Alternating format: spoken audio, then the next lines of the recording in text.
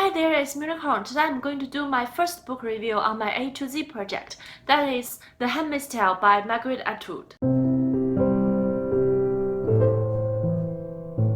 I would like to say this is a powerful opening for my A to Z project. The book is stunning from the setting to the storytelling. However, I do find the pacing is a little bit slower, or maybe because of the topics it's really heavy. It took me 15 days to finish this 300 pages book. This is a classic dystopian novel happened in the future. Our main character is called Alfred. She's actually Fred because she's actually a handmaid belongs to a commander called Fred. As a handmaid, she didn't allow to call by her own name, so you just have this name thing called after your commander. If you switch your commander, your name will be changed. The handmaids in the Republic of Gilead, which is the future of America, is like a personal belonging belongs to the commanders who has a wife but doesn't have a children. The only value of the handmaids are having baby. They live in a very simple life, eating very simple food, and they cannot read and express their emotions. Moreover, they cannot communicate with each other out of a pattern. For example, if I ask a handmaid is she happy, she has to answer happy, or she'll be monitored by others and maybe lead to a very tragic situation. If that sounds familiar to you?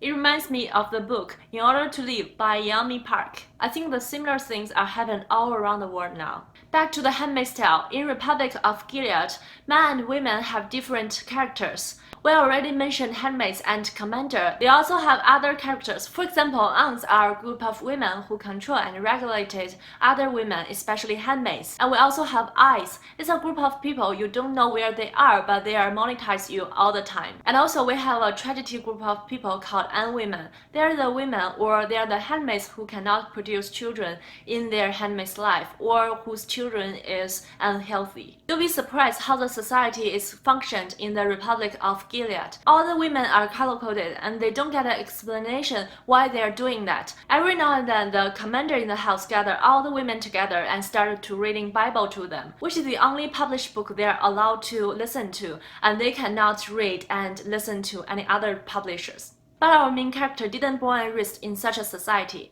It makes me heartbreaking when she talks about the life that she previously had. Once she had a job, a husband, and a child, but one day the Republic of Gilead just took over the country and rebuilt the new order and new society not based on, but in America. So she didn't know what happened and she didn't get an explanation why her and other women will be treated that way. And when and where the Republic of Gilead had such a strong power. So in the book, you can experience what our main character is facing now, and you can experience her past life through her memory. The book describes humanity in a very realistic way. When a big tragedy happens, there are four kinds of people. The first one is the people who accept the new order. The second one is the people who resist the new order, and they have this strong behavior to fight against it. And the third type of people is the ones who take over the control. And at last, there are some people who pretend they accept the new order, but they secretly don't. And I was thrilled by watching our main character change her behavior among those four types of people. And we can think about how many things that happens in our society right now was unbelievable at the beginning, and we somehow have to accept it because we have no other choice. And also, as I mentioned, the aunts in the book are other women, and their job is to control and regulate other women. And not to mention there are eyes everywhere, so you cannot trust anyone. When you are having some behavior out of the regulation, you will be punished. When you are handmaids, the punishment is extremely cruel, and all other handmaids and all other people in the house are gathered together to watch you being punished. You may think this kind of description is dated and it is very cool, but it is actually still happening in the world by some powerful department, but also by some individual person like us.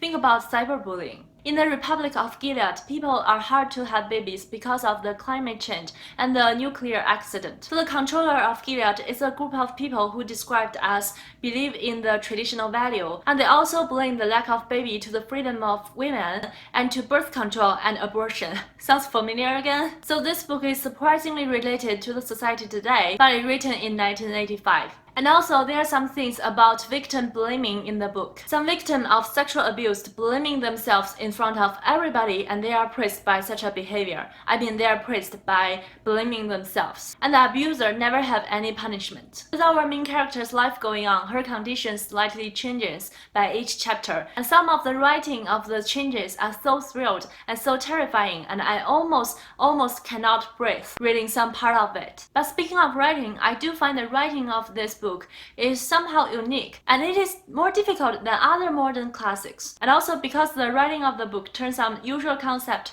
to something have a specific meanings, so I got confused at the beginning of the book for several times. For example, Handmaid have wings around their head to allow them to only concentrate to the road ahead of them, and I got confused by that because I was thinking about other wings. And also in the beginning, she kept mentioning Aunt Lydia or other aunts. I just thought maybe they have a really large family. But you soon realize that those words doesn't have their actual meanings in such a situation, and they have some new meanings and functions in the society. And if you plan to read the book, I just want to tell you the last chapter of the book is also still part of the book. It's not something like author's note or something. You have to read it in order to complete the whole story. In the end, I give the book 4 out of 5 stars. The deducted 1 star is for the writing. And also, do I want to watch the TV adaptation? Yes, I do. But do I have time for that? No, I don't. And that's all for my review of Handmaid's Tale. I hope you enjoy it and find it helpful. I do have some confusion and question about book reviews though.